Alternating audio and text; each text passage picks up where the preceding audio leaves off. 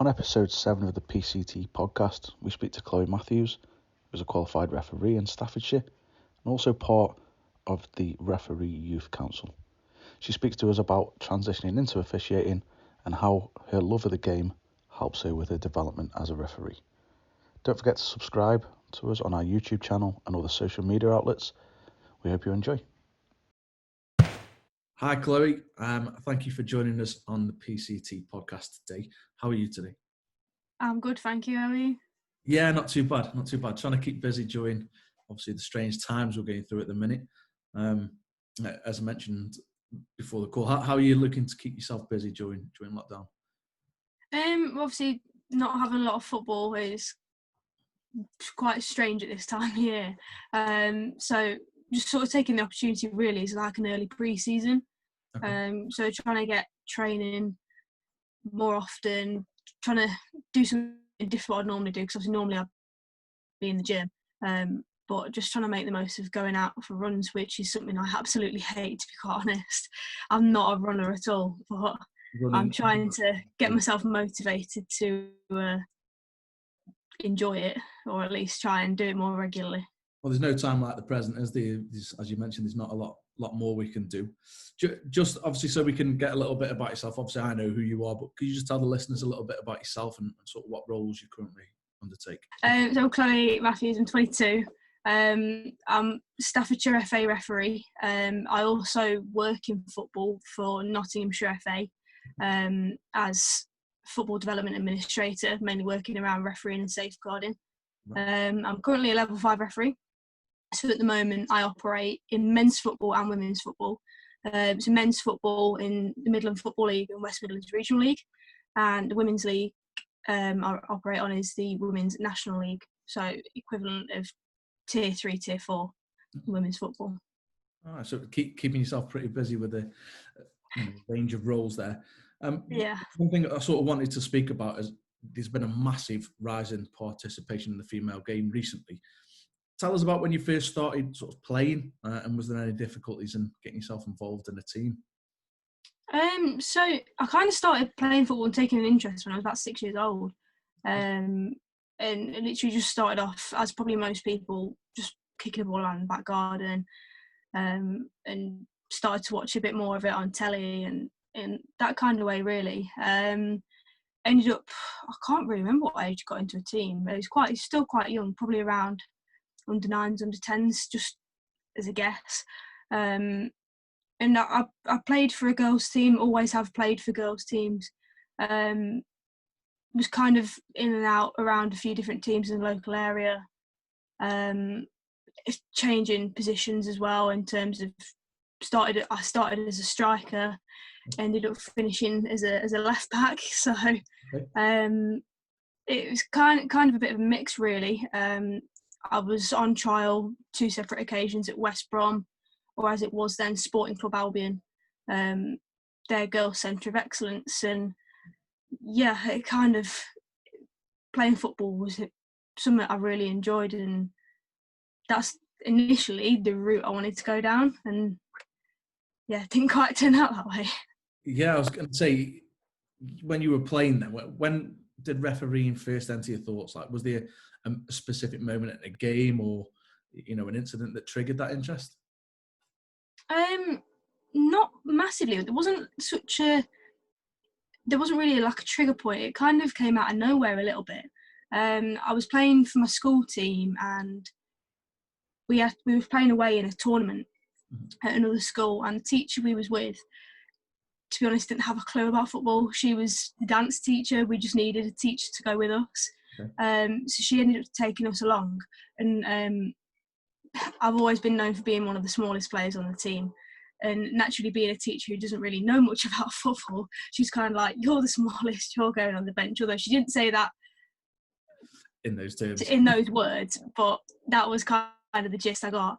So I ended up being on the line. I ended up running the line with the flag, and then did that. To be fair, I didn't think too much of it, kind of enjoyed it, and that was that. And then probably about 6 months down the line, the club I was playing for at the time came up towards the end of the training and said, "Oh, we've got an opportunity for so many of you to go and do a referee's course at a discounted rate.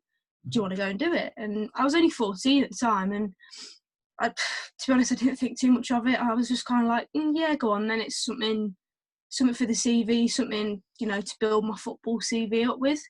Okay. So I just thought, yeah, go on. I'm with my teammates, so at least I'll know a few people there as well. And yeah, that's how it started. Yeah, my sort of interests was the reason behind sort of going on the course, not only obviously the discounted rate, but was the thought of it's a good way to earn money and put back into the game, or was it just understanding the game and the laws of the game a bit better? It was kind of a bit of both, to be honest. It wasn't a kind of a case of looking at a referee's course and going, "Oh, I want to be a referee. That's what I want to do for the rest of my life," kind of thing. It wasn't that at all. I had no idea where it'd take me. Initially, to be honest, a factor of it was the money and the fact that, I could be involved with a game that I love and also earn money at the same time. So for me, it was a win-win. And that's what I kind of did with it, really, because I ended up refereeing, starting actually refereeing games at 15, and I didn't get a job until I left sixth form when I was 18. So it was a great thing for me. And I used to be quite shy and kind of got bullied a bit at school and this, that and the other, and I wasn't very confident. Like, if you'd have asked me to do this kind of thing when I was 14, I'd have been like, no. Yeah. But it's massively built up my people skills. Being able to be confident enough to go and approach someone that I didn't know for the first time. And obviously it was in a football environment, so there was that little comfort blanket of, I've got something, we've got something in common to talk about. They know who I am, what I'm here to do. So that's probably been a big thing for me, is what I've actually been able to take away from it. It's interesting you mentioned there the people skills and sort of how to build confidence up, because I mean, look, it's very few and far between, but you hear some horror stories of, young referees being, I'm not going to say abused, but subject to, verbal abuse as such, to a point where it can destroy your confidence. Can you remember your first game and how you felt going into your first game? And was it a boys or a girls game that you were? If I remember rightly, it was a boys' game, and it was a school game. So luckily for me, I had sort of reassurance of teachers being there as well. So it was the school I was at the time. I'm not sure what age group it was. I think it might have been year 7 to year 8. Okay. And I was refereeing that game. And to be honest, I was absolutely bricking it. Because as you would do, I've seen some grown men come off courses, go and do their first game, and they're exactly the same. No, I don't think it matters who you are, how old you are, what you've done. You will be bricking it in your first game. And I was. But once you sort of give those first few decisions, you kind of reassure yourself. But yeah, I vaguely remember it, and it went pretty well. My teachers were happy. Nothing drastic happened in the game, so it was a nice, gentle ease into my refereeing, I guess. Yeah, and just obviously for the listeners out there who've either got a young child who's looking at getting on the referee's course, what would you say the biggest difficulties were that you faced at that age? 15, going into officiating boys and girls games, and what was the biggest you faced? Probably parents.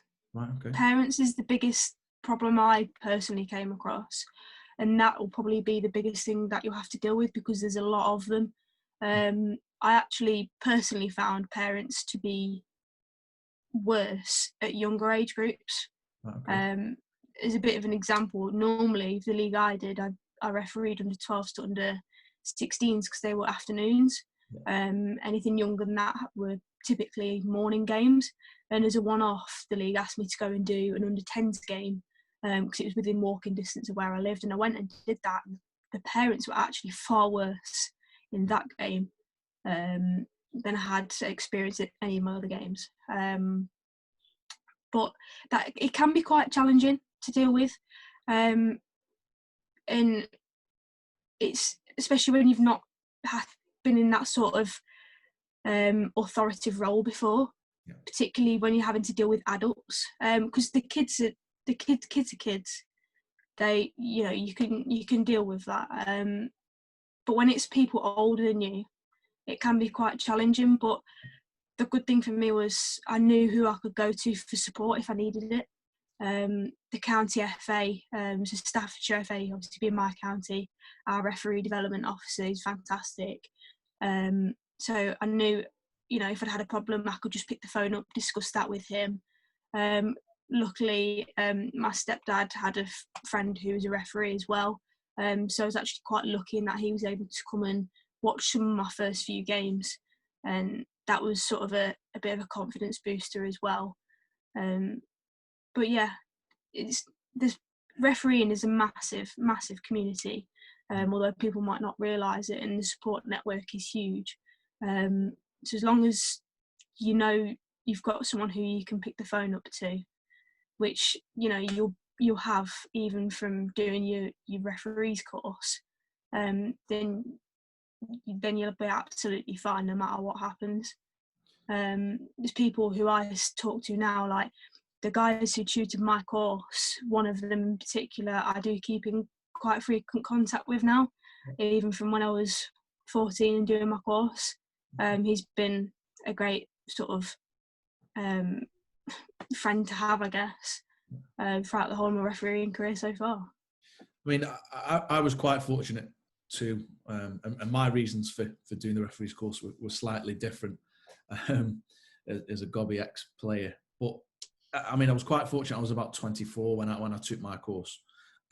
So I just wanted to touch on, did you have a good support network from when you completed the course? I know you mentioned there you had, the county FA, but I'm talking about within the league system. Was there sort of referee mentors or anybody that you had that support network there? When I qualified, no. It was literally a case of me. My stepdad obviously took me to games because I couldn't drive, and then if and when his mate could come, who's a referee as well, then I had him there as well. Other than that, to start with, I didn't really have a lot. It was kind of just, I've got to go off my gut feeling and how I felt the game should be handled and refereed. So it was quite challenging to be able to deal with that. But I know, having done work with different county FAs, having done a bit of work with Staffordshire FA as well, and also seeing some of the recent things that they've put in, there is a lot more support now than what there used to be, which is fantastic. Even just having like respect marshals at youth football matches, I think that's a fantastic addition to the grassroots game in Staffordshire particularly, because you've got someone there who you can go to and who should be you're talking to. But I know quite a few different leagues and counties have different mentoring pathways now for their referees.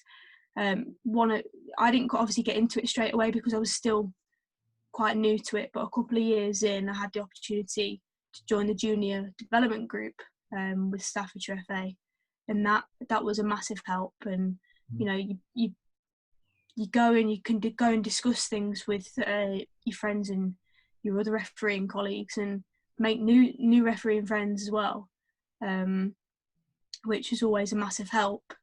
And I suppose the other thing for me was as well, was what we call the RAs, so the referees associations.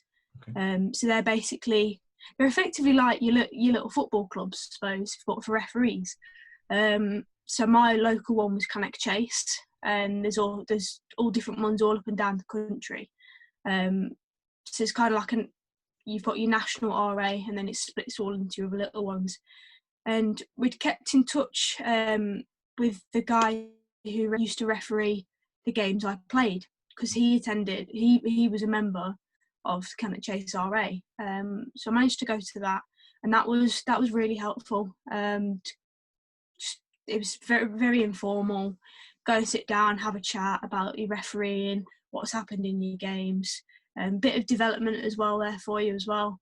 So that helped a lot initially when I started. I just wanted to sort of touch, just going back really, you started at a young age, as I say, 15, that you started officiating. Looking back, would you say you learnt a lot about yourself sort of going through that in a high pressure situation, really? Because Massively, yeah. You're up against, as you mentioned there, a lot of opinions that aren't always going to match with yours.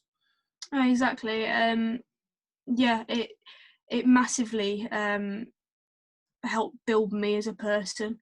And when I was sort of 16, 17, I was still playing under 18 football.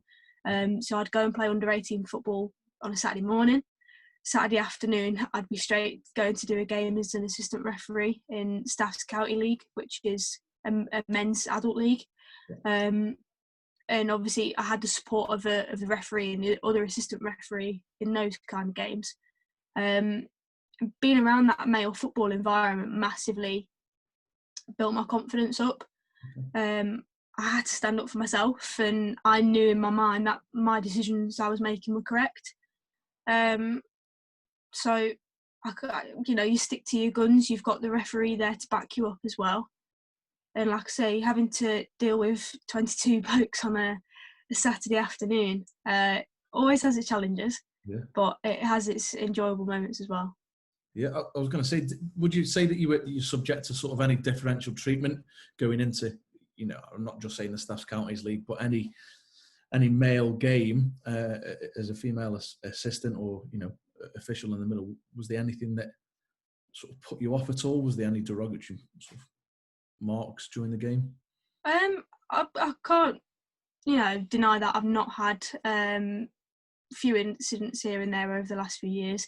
But to be fair, any referee will. I'd like to think most of the ones I've had aren't because I'm female. I'd like to think that's just because I'm a referee, and that's kind of what you have to deal with. If anything, whether it be a good reason or not, I tend to find when I'm refereeing games, there's less swearing, or at least they're more conscious of when they're swearing. Okay. And they kind of go, oh, sorry. And I'm just like, I've heard it all before, guys. Like, as long as it's not at me or my assistant referees, I haven't got an issue, kind of thing, really. But quite interesting, that. I like to kind of approach the game as I'm just another referee. I'm not going to the game as a female referee. I'm going as a referee. So that's how I treat it. That's how I like to treat the players, treat my assistant referees. Effectively, just try and act like one of the lads, so to speak. But it can be interesting sometimes. Like, I've turned up to games before where I'm the referee, I'm the one in the middle, and I've got two guys on my line. And you get a knock on the door to hand the team sheets over, and they're like, "Oh, who's the referee?" And I stand up, I'm like, "Oh, it's me." And they're like, you can see they're quite surprised on their face, but they don't say it. Yeah. Which can always be quite interesting to see their reaction sometimes. But no, it's good, yeah. I mean, certainly a lot of barriers are being broken down on the crossover from the female game and the male game. And look, I know you personally away from this, Chloe, so I think for the listeners out there, it should be noted the barriers that you're breaking down within Staffordshire of going out and you doing that. So, I think you deserve a lot of credit for that. I mean, I appreciate that. Thank you. Looking at your playing career, we spoke offline about that you stopped in 2018 just to solely focus on refereeing. Had you fall out of love with the game because of the refereeing, or was it just you fell in love with being an official? I hadn't fallen out of love with the game. I wouldn't be playing referee. I wouldn't be doing anything if I fell out of love with the game. Ultimately, I do what I do because I love football. I stopped playing when I finished university. So I said to myself, because I finished playing under 18s and we didn't go into a ladies team because so many of us were going away to university. So it just wasn't the natural progression. So those of us that went to university, a lot of us moved away. I myself stayed at home for university. So I wanted to focus my weekend on my refereeing. And with university football being played midweek on a Wednesday, that was ideal for me. So I could kind of get the best of both worlds for another 3 years, which is exactly what I did. Although the university really wanted me to referee the games for them, I was like, no, I'm having these last 3 years playing, and then I want to focus on my refereeing. So that was kind of the plan going into uni, and that's what's happened. I can't deny I do miss playing football sometimes, but I also don't miss it at the same time, because women's football in a team environment can get a bit feisty at times. Right, okay. And that's the side of it I don't miss, but I do miss getting out there and just kicking a ball. Yeah, I do miss that sometimes, but I've really enjoyed my refereeing, and with refereeing, I'm already at a far higher level than I would have ever got playing, and that's one of the things that's pushing me and motivating me to keep going and keep progressing. I mean, so early on in sort of your officiating career to date, and I know you're still quite young yourself, you had a role within the county FA on the youth council. How did that come about, and what did the role sort of entail? So it was quite a while back now. I kind of got approached by Danny at Staffs FA, and it was around the FA Leadership Academy, and he was like, we've got this coming up, would you be interested in going on it? And that specific year I couldn't go because I was on holiday, but he says, well, we'll keep you in mind for next year. And then he kind of opened the door up for me to be on the youth council for Staffs FA, and to be honest, I didn't have a clue what it was, didn't know what it was about or nothing at the time. But doing a bit more research into it, talking to Danny, talking to Matt as well, I looked into it and I was like, yeah, this is a role that I think I'd enjoy. It can help me develop off the pitch as well as on the pitch. Sort of seeing a different side to football. So obviously I've got a bit of, as you know, I've got a bit of a coaching background as well. As my refereeing, and then obviously the playing side, so I could kind of dip into a few different parts of the game really. But what the youth council aim was to do was to help develop the game and come up with ideas to help develop the youth side of football within Staffordshire really, and kind of be a voice for young people for football within Staffordshire, because the age group that we were, so I believe it was 16 to 24, I think they've kind of seen a massive dropout at that age. So maybe they're kind of thinking, oh, well, they're not getting heard. So that's kind of where we wanted to come in. I kind of then had the opportunity to progress onto what I'm on now, which is the National Young Referee Development Team, which was formerly the RIFA Youth Council until this season. So now I'm able to sort of focus on refereeing off the pitch and helping develop young referees from a national perspective. So this is my second year. So last year I was on it as a female lead, but this year it's kind of changed. So changed our name, completely rebranded, and now all of our members are all on a level playing field. So our aim is to kind of help support young and new referees with whatever they need support in really. Because for someone like myself, I went into refereeing with not many people to, speak to straight away. That's what we're kind of there to do. We're on social media. We're young referees ourselves. We've been in their shoes not too long ago. That's kind of the plan with it now, and I'm into my second year, and I'm really enjoying it. The guys I work with are fantastic. They're from all over the country, so being able to network with other referees at different levels from different areas is absolutely fantastic, and really opened my eyes to how football is across the country. And how can a young referee get support from yourself and the council that you work with? Yeah, so the National Young Referee Development Team is a bit of a mouthful. So we shorten it down to NYRDT. So obviously a lot of youngsters are on Twitter, Instagram, so they're the main feeds that we're on.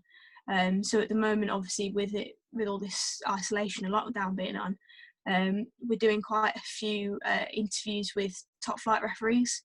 Okay. So things like that, where we put it out so that they can send us the questions that they want them to answer. So it's kind of like a Q&A, but we're not doing the questions. We're getting the young referees to do the questions. At the minute, we're also doing workouts. So we've got a Motivation Monday workout going out. Had another one today for Workout Wednesday. So just little things like that. And then we were planning to do a development day at St George's Park in this summer. Unfortunately, we've had to put that on hold for now, for obvious reasons. Yeah. But that is something we're looking to do in the future, and that would be open to pretty much any referee. Probably aimed at younger referees who are not so experienced, but not just to help build them as a referee, but to help build them as people as well. That's what we're really aiming to do with that. And as you say, that can be found on sort of social media. Yeah, so it's, if you just search on Twitter or Instagram, NYRDT, it's National Young Referee Development Team. It's on Twitter, it's on Instagram, or search for me and you'll find it on there as well. Fantastic. I mean, just for me, as you know, I'm mainly a coaching side, and as I mentioned, my thoughts on becoming a referee, we're motivated by something different. What does CPD look like for a referee? I mean, coaches at the minute are taking this time now to really look at different ways of playing, different sort of styles of play and sessions that they can put on. What does that look like to a referee? Quite different. So I don't like, it's probably just a case of it not being as open and as well known in terms of what CPD is for referees. The FA are doing some great work at the minute in terms of providing us with content to keep us involved with the game as much as possible, really, as difficult as that is at the moment. So things like watching video clips on decision making. So we'll watch a decision that another referee's made, and we generally pick the positives and then maybe what we'd do differently, which is a really good way of doing it. Laws of the game is obviously a massive one, and laws of the game are changing every single season. So having to keep up to date with that is probably the main focus of what we do. Over the last few years, there's been some big changes, particularly within that we call DOGSO, so denying an obvious goal scoring opportunity. A couple of years ago, the laws changed around that in terms of what's a red card, what's a yellow card. So that's the main thing that we have to focus on. Once you kind of start working your way up the ladder, there's the opportunity to go into what's called FA Core, so FA Centre of Refereeing Excellence. That's a promotion-based scheme that you can go in. You're assigned a coach, and that coach will have 3 to 4 maybe referees, and then depending on the referees they've got, they'll come up with a way to help them develop depending on what level they're going to. Lots of different factors depending on how they learn best, all that sort of thing. So there are a lot of opportunities in terms of CPD. In terms of the women's side of the game, there's some really good work going on at the moment.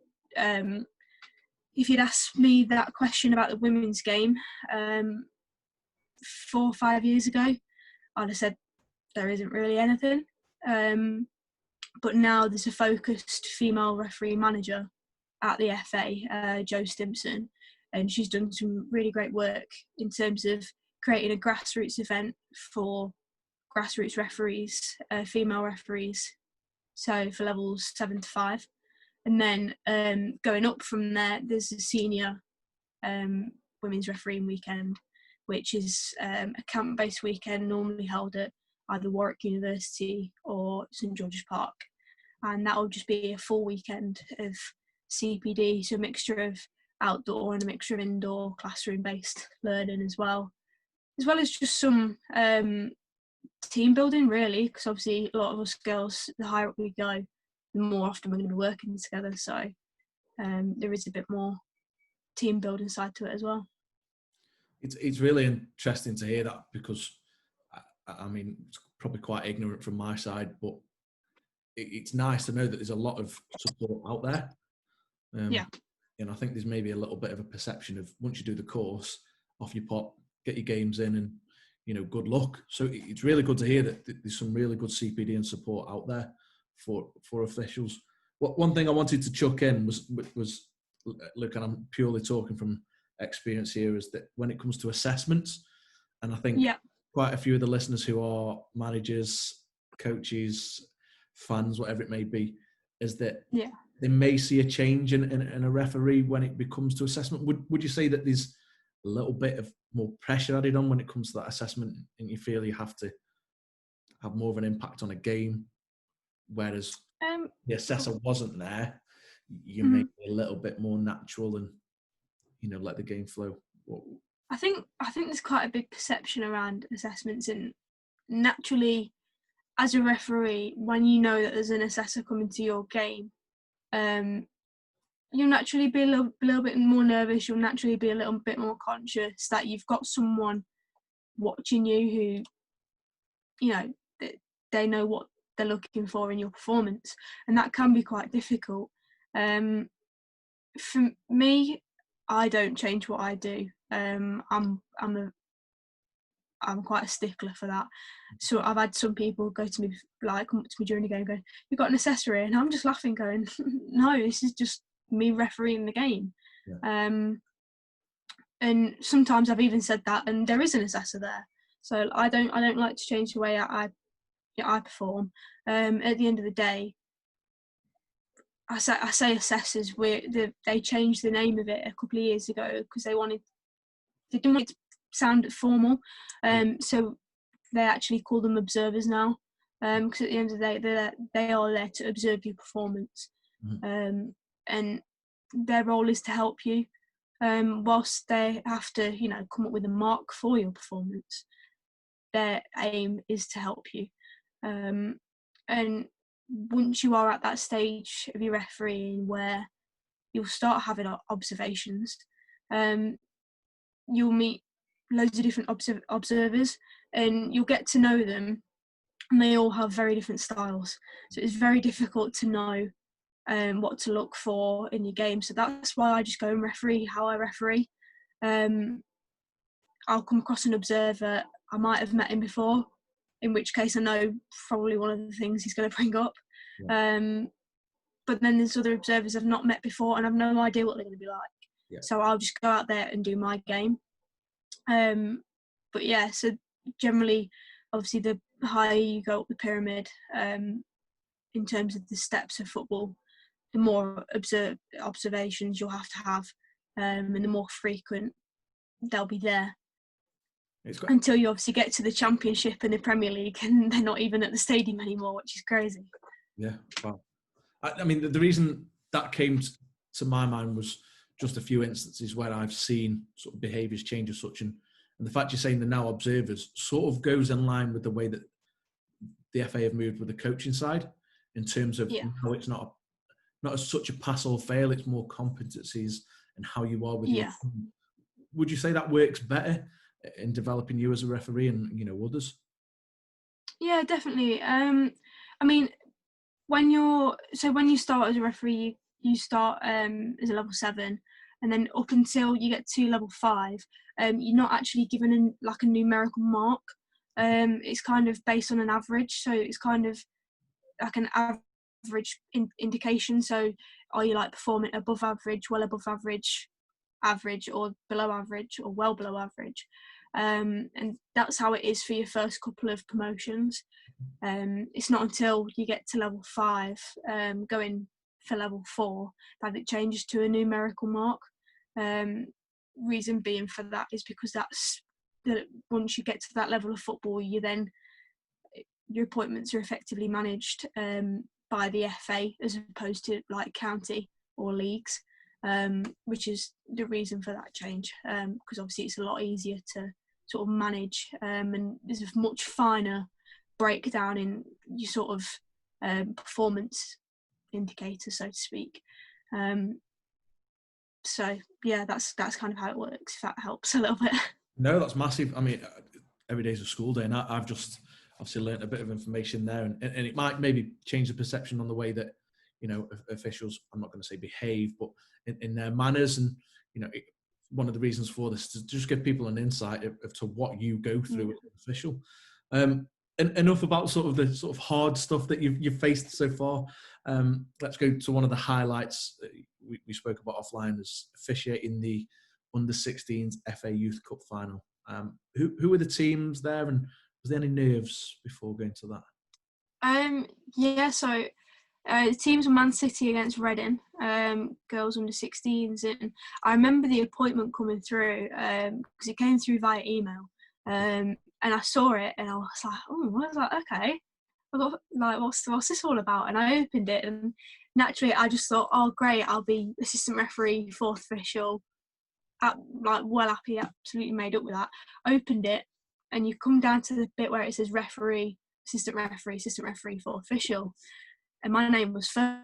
I was like, have they got that right? It's kind of a bit of you got to pinch yourself moment, because for me, ultimately, that's the FA Cup final that you can get, the only other one in the female game that you can get, as opposed to the women's FA Cup final. Yeah. So for me, that was huge. So it was a massive honour to, you know, actually be able to say I've refereed an FA Cup final. Granted, it being the girls' youth one, but it's a start, and it's a step there to the women's one. Yeah, it doesn't matter so what's on the end. It's an FA final, yeah. But yeah, funnily enough, it was 2 years, just over 2 years ago in this month, that it took place, and it was at St George's Park. I was kind of struggling before, a couple of weeks before the game. I actually came down with tonsillitis. I remember it quite well. So I'd not been able to do any training because I was just too ill, and I was really panicking. I was thinking, am I going to be well enough? Am I going to be fit enough to do the game? Yeah. You know, I really don't want to come off this final, a massive occasion, and if I come off it, it doesn't mean to say I'll get it again. And I knew one of my coaches from the FA was coming down to watch me as well, and he's an observer in Championship, Premier League. He's observed referees such as Craig Pawson in the past. He's FIFA referee. So to have him coming down to my game, I was like, I want to be there. I managed to get there. I was absolutely fine. I was just a bit nervous in terms of obviously my fitness levels naturally, because I've not really been able to do much training in the build-up. But yeah, naturally, like a final, I was pretty nervous. I'd say, you know, referees, we get nervous as much as any players do. Ultimately, the game and the way the game flows is in our hands. So having not refereed either team before was also quite challenging, because I've not really done much girls' academy football. So that was something I was also quite conscious of as well. But I knew the standard was going to be good. Girls' academy football has got so much better over the last 5 to 7 years. And obviously with Man City having, you know, the reputation that they do in the women's game, I knew they were going to be a good side. And Reading have also got a good reputation for themselves as a women's team. So I knew it was going to be a really well-contested game, which it was. Just out of interest, how did the game end up? I can't remember the score, but I know Man City won. Right. Okay.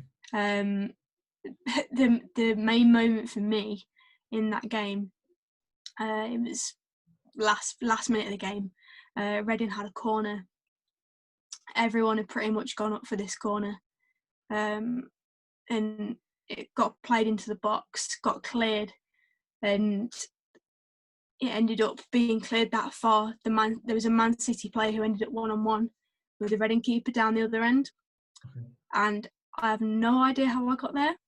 I just knew I needed to sprint as fast as I could, because if the keeper ended up taking it out, the decision was on me, fully on me, and it potentially may have had to be a red card decision. So, and being an FA Cup final, I was like, I've just got to get there. I've just got to get there. And I literally felt like Usain Bolt. I was recovering from tonsillitis. I have no idea where it came from. This sprint just came out of nowhere. And one of my good friends was my assistant referee on the day. And she was like, Chloe, I've never seen you run so fast in all my life. I was like, neither have I. So, and she actually went on to score. So thankfully there was no, red card, yellow card decision to make in the end. Fantastic. You mentioned that the game at that cup final was held at St George's Park. What have you had experience of, officiating in a professional stadium at all? And if so, what was your first game? So I've been quite fortunate to have refereeing a couple of professional stadiums now. My first league game was last season. It was Derby County against Forest Ladies at Pride Park. Wow. Which was incredible. Obviously, the Women's National League games are appointed by the FA, and the FA will have known that was being held at a stadium. So it was quite a big honour for me to know that they'd put their trust in me to be able to go and do that game. I'd never done sort of a league game in a stadium like that before, so having spoken to, obviously, to the club before the game in terms of the arrangements and everything, and they sort of said they were expecting a crowd of about 1,000, which was, that was going to be a record crowd for me in terms of how many people I'd refereed in front of. And it ended up being over 2,000 in the end. Wow. By the time the game came around. So, again, another fantastic opportunity for me to go and, referee in a professional stadium. Also had 2 female assistant referees with me as well, which made the occasion even better. But yeah, and then this season, as I'm sure you'll be quite happy to hear as well, I had the opportunity to referee at Stoke City's ground. Yeah. I did Stoke City Ladies against Hull City, again in the Women's National League. And that was another great occasion, and that one particularly, obviously, coming part way through the season. Stoke City obviously allowing the women's team to use the ground midway through the season, which isn't always known by a lot of Women's National League teams. So it was really, really good advert for women's football, not just in Stoke, not just in Staffordshire, but nationally. Yeah. And again, to be able to do that was a great occasion.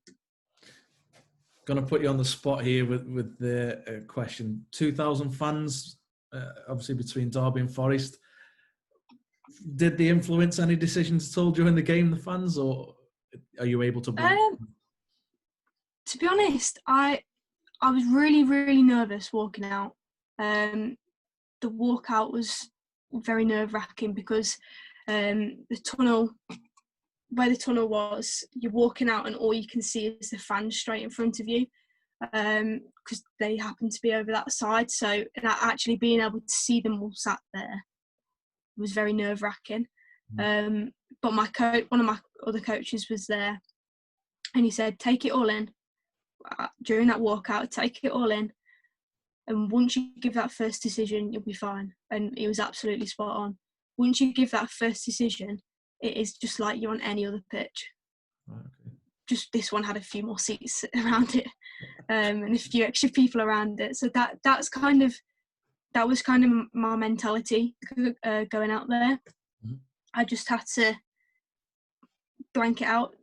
You know, at the end of the day, the two teams in a league I've done for the last few years. It's just a few extra seats and a few extra people. But being in the middle of that pitch, you've got a job to do. So you've got to be focused. You've got to be switched on. So without thinking about it, to be honest, I just blank it all out. Sounds like to date you've had some great experiences. Is there any, or is there a set routine or any rituals that you have? I know players will have, superstitions there before. Yeah. Do you have any before getting into any games? I do, to be fair. In referees, we are just, we're like footballers anyway. A lot of us are, ex-footballers. So we do have our pre-match things. I mean, as a referee, you have to do pre-match talk with your assistant referees anyway. So that kind of falls part and parcel with the job. But for me, whether I'm a referee or an assistant referee on the day, I do have a couple of things that I like to do. Like, as strange as it sounds, and I have no idea why I do it. I have to put everything on my left side first. So my left sock has to go on, then my right sock. And then I have my football socks go over the top. So then my left, then my right, then my left boot, then my right boot, then tie my left boot up, then tie my right boot up. Don't know why. I just do it. I kind of noticed it and I was like, I'm going to have to stick to it now. Is that another one from your playing time at all? Not really. I never used to do it when I was playing. Okay. It's kind of been a thing since I've kind of done over the last probably 2 years, I'd say. And then another one, again with my boots. I don't know why I do it. I'll go out and warm up before a game. I'll come back in, and no matter how tight or loose my boots are, I'll untie them and do them again. Left boot first again. First, of course, and I'll do the exact same at half time as well. I'll come in from half time and I'll have to do the same again. Interesting. Don't know why. And again, I've no idea why I do it. It's just a psychological thing, and if I don't do it, I'm not happy going out. Yeah, and it's interesting to know because obviously players have those superstitions. It's interesting to hear that obviously you've got those routines and superstitions. And yeah, has anything ever happened where you think I'm going to have to change that routine, or are you quite happy? No, I've always stuck to it because then I don't like the idea of my laces coming undone during the game and me having to stop the game to tie up my laces when I constantly get harassed by players going, "Ref, my laces have come undone," and I'm like, "Well, you're not kids anymore, just tie your laces and get on with it." Yeah, you're expecting sort of mini soccer, isn't it? Every 2 minutes. Yeah, like kids football, or you stop the game for it, but adults football, just hurry up and tie your laces and get on with it. It's not my fault you can't do your laces up tight enough. So if I do my laces up tight enough, then they can't say anything. That's my thinking behind it. Yeah, no, it's like I say, it's a good insight. But more recently, obviously, we met at St George's. We sort of crossed paths where you've been involved in some international games, Chloe. I mean, that must be a massive honour. And would you say the higher up and the higher the standard, the more nervous or the more pressure you get? A little bit, yeah. Naturally, with an international game, just the word international, it means a lot.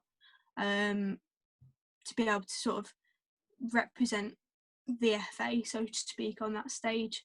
For me, I find personally more pressure is on me as a referee. As an assistant referee, naturally, I still get nervous like I do any game. But obviously, being a referee, naturally got that bit more pressure on your shoulders. And actually just being able to walk out with those teams, whoever they might be, whether it's England and another international team or if it's two, foreign nations, being there, being able to do that walkout and listen to both national anthems, it's just a moment you've got to take in. Yeah. And it's a moment that I don't take for granted whenever I get the opportunity. Most recently, I was fourth official for USA against Denmark under 16 girls in the UEFA development tournament at St George's Park. And again, for me, it means a little bit more when it's two nations that aren't England. Okay. Just because, you know, there is that side to it where it feels a bit more, this is like a proper international for me. Yeah. Because, you know, I've got two teams from somewhere else. Obviously, USA being an English spoken team as well helped. But the Denmark team were fantastic as well. Naturally being an elite, you know, academy, so to speak, or they all speak English anyway, granted a little bit broken at times. But yeah, they can speak English, and it's quite good to have that challenge of that language barrier, because again, it just helps in terms of your development as a referee, as a match official. As your career goes on, is that something that you may explore? You know, studying another language. Maybe. I've got a GCSE in French, so if anything, it probably would be French. Okay. I just managed to pick that up a little bit easier than other languages. I also did German at school, but I was terrible. I was really bad at German. But there is a slight bit of French in my family history, so I think that may be a slight reason why I pick it up a bit easier. But French or Spanish probably be ones I'd look into. Definitely. So again, knowing you for a few years now, Chloe, and those that do know, you know that obviously the passion and drive that you've got for officiating, not just yourself and others, is admirable, and I'm very sure that you will go on to have a long and successful career in the game. What does the future hold for you now, Chloe? So short term for me, I want to get promotion next season. So next season, I'm aiming to get my level 4. So that puts me on the national pyramid, so to speak, in terms of my appointments, and everything will then be controlled by the FA. Oh, okay. With women's football, again, I'd like to get promotion, which means I'll be able to officiate on the Women's Championship, Tier 2. Again, potentially with appointments as an assistant referee on the Women's Super League as well. Mm-hmm. That's my next goal. So the main thing for me is being able to pass the fitness test to do that. Mm-hmm. That's probably the area of officiating I struggle with the most, is the fitness test side of things, because that can be quite challenging. And for me, I don't particularly enjoy training. I'm not going to be one of these who goes, oh yeah, I'm a fantastic trainer, because I'm not. I'm terrible. I'm not the best of trainers, and that's probably one thing I do miss in terms of not playing football, is not having that team around you to train with. Most of my training is done on my own. If I'm able to get a training session in with a friend, then brilliant, but it doesn't happen too often. Obviously I can't at the moment, so it's having that mentality and that focus to be able to go and do that myself. So that's something I'm kind of working on at the moment. In terms of the long-term goals and sort of aspirations, I want to try and just get as far as I can. If I can get to the Women's Super League, fantastic. Men's football, again, if I can get onto the English Football League, then I'd love to. Personally, I want to go down the assistant refereeing route as opposed to the refereeing route. That's just a personal choice.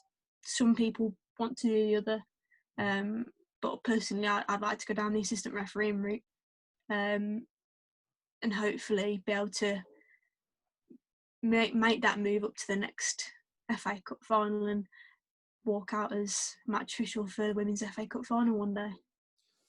Again, knowing you in the short period of time that you've been officiating, you've had some really good moments, and I'm sure that, you know, in time you will go on to reach those goals. For anyone, sort of any younger listeners who have an interest in becoming a referee, what advice would you give to them? I'd say just go out there and give it a go.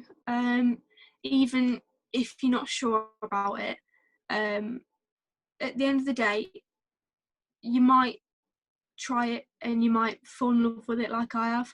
You might try it and it might not be for you, and that's fine, that's okay. Everyone will find their own path with it. But what I'd say is if you're thinking of going to do a referee's course, then it'll be great to meet new people in football. It'll be great to help build a network around you. And if anything, it'll help build you as a person, help with your confidence, help with your communication skills, help with your people skills. That's just some of the benefits that I've been able to take away from it. And then for anyone sort of who's just come off a refereeing course, I'd say don't feel like you're on your own. There's plenty of people you can talk to, even if it's just picking up the phone or sending a text to someone you did your referee's course with who's in the same boat as you. They might have experienced what you've gone through, but until you talk to them a bit, then you're not going to know. And even if they haven't gone through that, they might be able to think of something that you've not thought about. So yeah, just being quite open and about your experiences. That's the best thing. I've made some shockers. We've all made shockers. Whether you're a coach, whether you're a referee, we all make shockers. Yeah. And I've had one of mine played in front of a room of about 50 referees. Oh, goodness. And I've stood up there and spoke about it. And you know what? Everyone learnt from it. Everyone was able to take something away from it. Even I did on the day. So other people in the room thought of things that I didn't think about. So that's what I'd probably say. No, that's some great advice there. And just before we finish off with the quick fire question round, obviously I've had to tailor it a little bit to officiating, but is there any misconceived perceptions around officiating that you want to dispel, to anybody who's listening?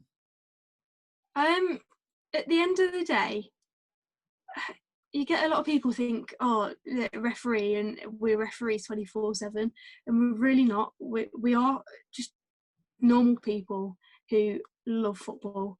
Like if for whatever reason I'm not refereeing, I'll be at home watching Soccer Saturday, or I'll be going to watch my team play on a Saturday. Mm-hmm. At the minute I'm missing football just as much as any coach, any player is. I want to get back out there refereeing. I want to get back out there watching football again. I'm having to, rely on FIFA and watching football clips on YouTube or whatever Sky Sports have got on at the moment, and it's hard. We love football as much as anyone else, and one thing that I personally can't stand is when someone accuses you of cheating in a game. That's one thing we're not out there to do. Mm-hmm. We're out there because we love the game and we want to be a part of that game. We're not just out there for the money, or at least I can say hands up, I'm not. And I know all of my friends and colleagues who I work with quite frequently are not there for the money. We're there because we enjoy it. We're there because we want to be involved in football. We want to help with the game, really, because without referees we can't have a game, or not at least a very good one. Point I was just going to make, and Chloe, it's great to hear you so open and honest about your experiences as a referee. And I think the important point that we do need to get out to any parents, players, coaches who aren't listening, without an official, we wouldn't have a game. And I think it's really important there that you alluded to that you're not there to ruin the game. You're there to be part of it. Exactly. No.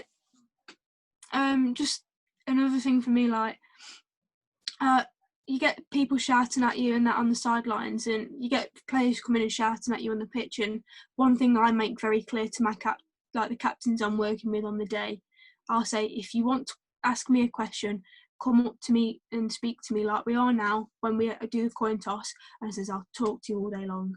But as soon as someone comes and starts shouting at me, that's when I kind of switch off, so to speak. I'll obviously acknowledge that they're shouting at me, because that can then progress to a level of dissent potentially. But for me, I'm not someone who will go and ignore a player. Like, if a player comes up to me and genuinely says, ref, what did you give that for? I'll say, look, this is what I've seen, that's that. If they're not happy with that, then that's up to them, but at least I've given them an answer. And sometimes I'll turn around and I'll say, look, I may have seen that wrong. If I have, I apologise. And sometimes they'll just go, okay, fair enough, and it's forgotten about. That takes a lot to do, as I say, in pressure situations, of being able to explain your decision. And ultimately, look, you don't have to. No, I don't have to. And it's like a player. A player can misplace a pass, and his teammates might get on his or her back, or they might not. Yeah. It's the same with refereeing, but unfortunately, with refereeing, there's a lot more eyes on you than there are a player. So that's probably why, more of a target, so to speak. But for me, I've always been quite open and honest, and that's something that's always worked for me, and something that I take quite a lot of pride in doing. Particularly when you've got, two captains who you can work with. 9 out of 10 times, your captains that you'll have will be fantastic, and that's why they're captains at the end of the day. And if you've got a problem player, which out of 11 players, you're probably going to get one at least. So if you can go to your captain and you can get to the captain before, that problem player, then that's what I'll do, because ultimately, I don't want to have to send someone off. I'll only send someone off if I really have to. At the end of the day, I still want to see, game 11v11.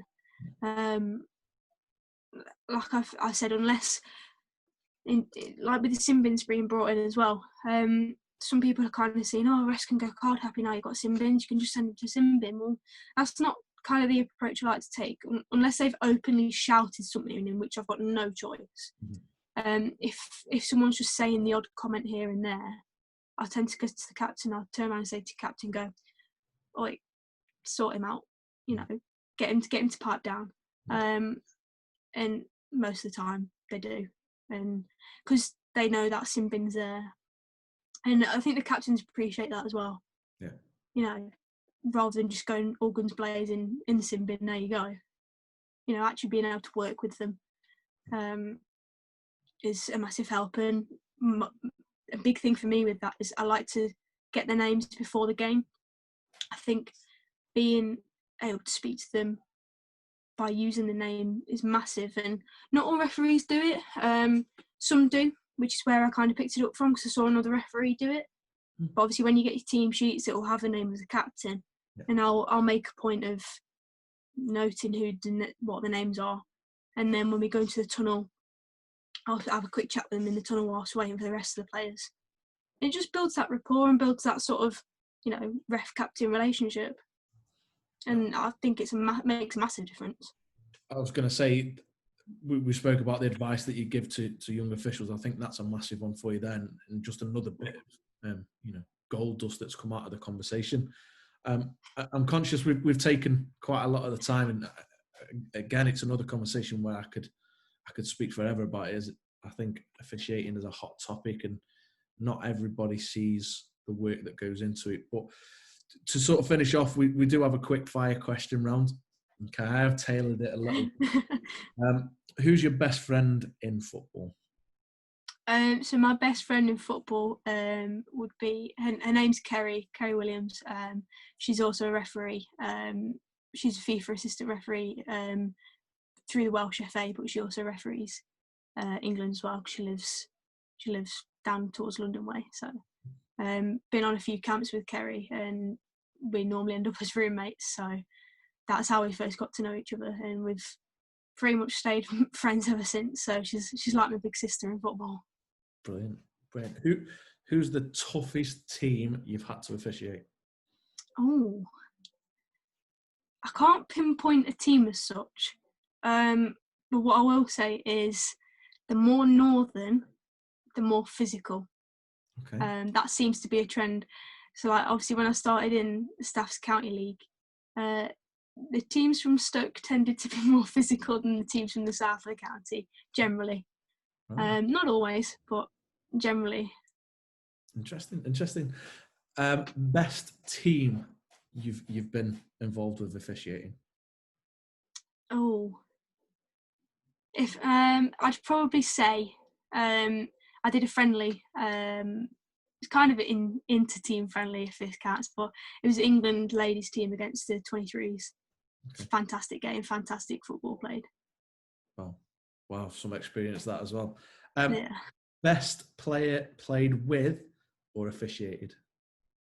I'll probably go best player officiated, and this will probably make a lot of listeners happy. I did a county cup game this season, Wolverhampton Casuals against Stoke City under 23s, and it was actually Ryan Shawcross's first game back from the injury he sustained pre-season. Mm-hmm. So that was a pretty good experience. Unbelievable centre back.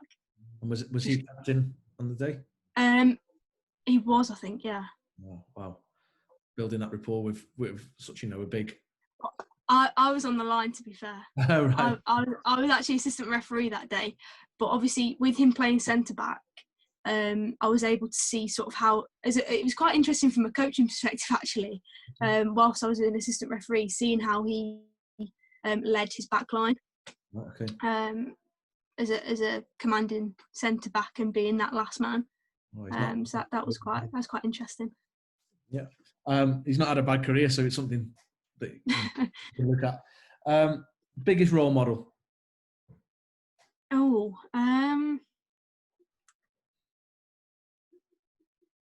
There's quite a few to choose from actually.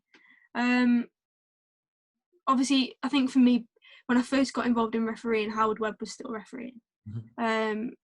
So to be able to sort of see what he's done, and obviously, he's refereed the pinnacle of football. He refereed the World Cup final. Yeah. So I just as I was getting into refereeing, managed to catch some of his final few games. So that was a big one for me. Another one, I'd probably say Anthony Taylor. The way he referees and his refereeing style is one that I like to watch, and the way he's confident but always remains calm during a game. Okay. I quite admire that. And then probably in terms of female, naturally, seeing Sian on the Premier League and seeing that she can get there, so why can't any of us? Don't get me wrong, Sian has put a lot of hard work into her game to get to where she is now. So I'd love to be able to replicate just a bit of what Sian's been able to do one day. Really, really quite a cheeky one here. Pride Park or the Bet365? Bet365. Okay, we'll leave that one. And then, is there anybody you would recommend or you would like to hear on the podcast? I think Steve Martin, being a Staffordshire referee, he'd be a good one. Or Matt Murray, obviously ex-Wolves goalkeeper, Sky Sports pundit. I think he'd be a great person to have on. Fantastic. We'll look to get in touch with both and see if we can get them on.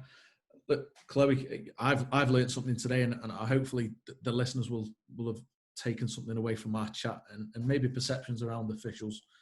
But I just want to say a massive thank you for you to take the time to speak to us. Thank you for having me.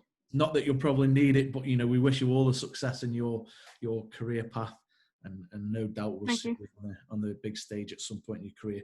Stay safe during this strange time, and we'll look to catch up soon. Thank you, and you. Brilliant. Cheers, Chloe. Take care. Cheers. If officiating is something you want to get into, please contact your local county FA and take your first steps into officiating. Further to that, you can contact the National Youth Referee Development Society, where you'll be able to get information and advice on how to become a referee. Thank you for listening. We hope you enjoy the content that we're trying to bring to you. Don't forget, new episodes will be released every Monday. You can find us on the iTunes Store, Spotify, and if you want to see the video, you can see it on our YouTube channel, PCT Football Coaching.